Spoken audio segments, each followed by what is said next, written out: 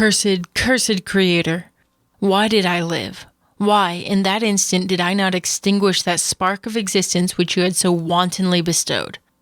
I know not. Despair had not yet taken possession of me. My feelings were those of rage and revenge. I could with pleasure have destroyed the cottage and its inhabitants, and have glutted myself on the shrieks of their misery.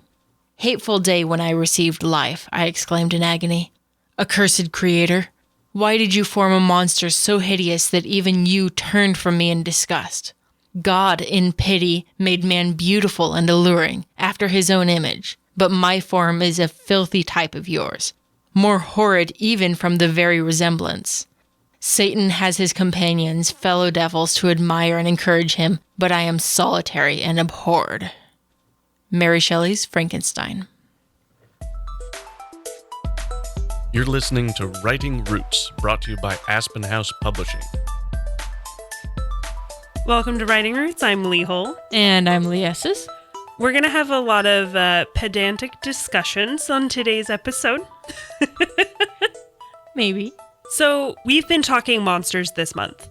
This one, we're really getting into true definition, what people see as monsters. One of my favorite tropes in monster storytelling is a creator creates something to serve him. It turns back on him, and now the creator is the victim of his creation. And that's why our quote today was from Mary Shelley's Frankenstein. Our focus today is going to be on those man-made monsters. One of the earliest references I could find to this type of story is the golem, or golem. And that, I believe, was from Jewish culture, where they made this creature out of clay to serve him, and then it became too powerful, and he couldn't control his creation anymore.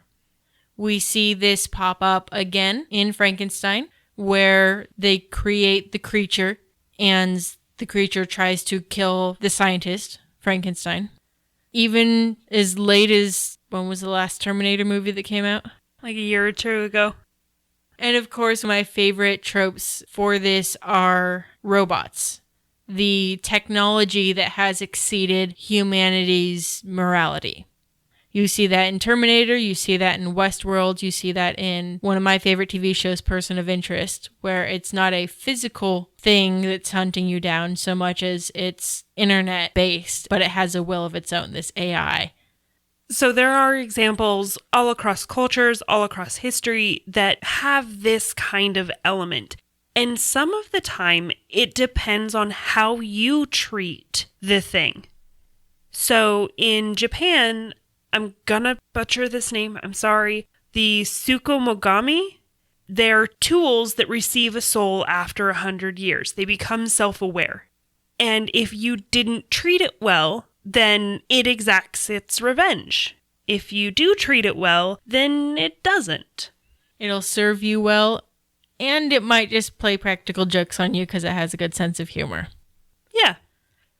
Of course, if you are thinking about a man-made monster, the first thing you're going to think about is Frankenstein. The brooms from Sorcerer's Apprentice.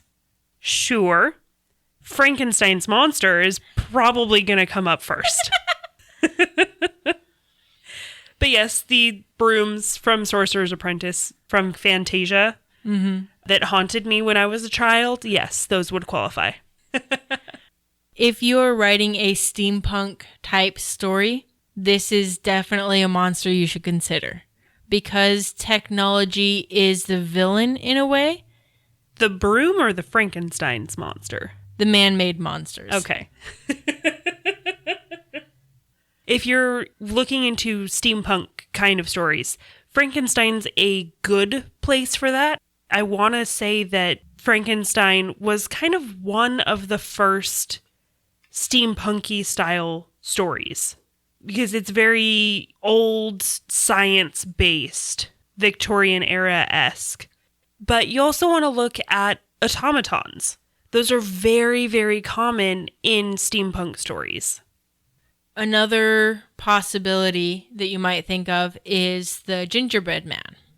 This doesn't so much come back to haunt the creators, but the gingerbread man came to life and ran away and ended up getting eaten. Yeah, if Pinocchio turned evil, then he would be in this category as well. Also in history, you have Pygmalion's wife. Pygmalion was a Greek king. The myth tradition goes that he was a sculptor, sculpted this beautiful thing. He fell in love with it, and Aphrodite, being Aphrodite, brought it to life and married them. Because why not? Because why not? But then he was married to a sculpture for the rest of his life. Again, not really the one that comes back to haunt the creator, but just a man-made thing that came to life.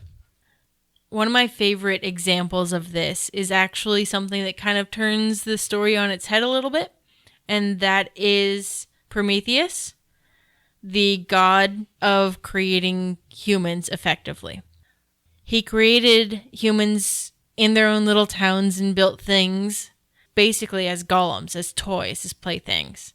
And then when they brought fire down, they became life. They became more than just toys. So in this case, the humans are the man-made monster. Or in this case, the god-made monster. Yes. But the monster that came back to haunt its creator. When it comes to handling these man-made creatures, in a lot of the stories, they come back to destroy the creator. Frankenstein's monster, the Terminator, all of those things come back to haunt iRobot, as another example. So if you are being hunted by one of these man-made creatures, one of the things you can do in order to shut them down in some regard is to figure out who created them, who gave them life. And I believe in the case of the golem, if you kill the person who animated the golem, then the golem goes down also. So if you figure out who is running the machine that's trying to hunt you down, and you stop that person, you'll also stop the machine. You also just try to reverse whatever got them started. So if it was the internet, you disconnect the internet. If it was a seal, you destroy the seal. That kind of thing. That tends to be the common ways to deal with them. Or just straight up destroy them. Melt them in a hot pot of lava. There are very few monsters in which headshot is not a solution. But you do have to be aware that with this particular type of monster, they all have similar ideas in that they are very difficult to kill because they don't have flesh. They don't have soft innards that you can disembowel.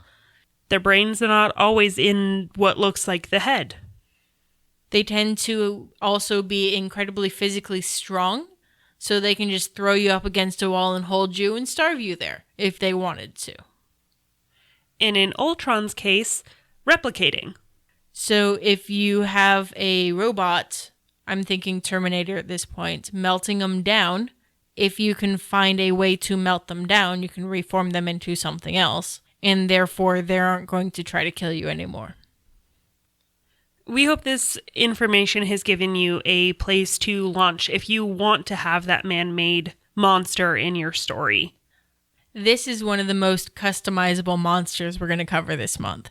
Because so much of the monster is dependent on the character of its creator, it's a reflection and sometimes a dark reflection of the creator. You get to make this monster however you want by studying your main character and, of course, by writing selfishly. If you have a question or comment for our hosts or a topic you'd like us to cover, send us an email at writingroots@aspenhousepublishing.com or find us on Facebook by searching for Aspen House Publishing.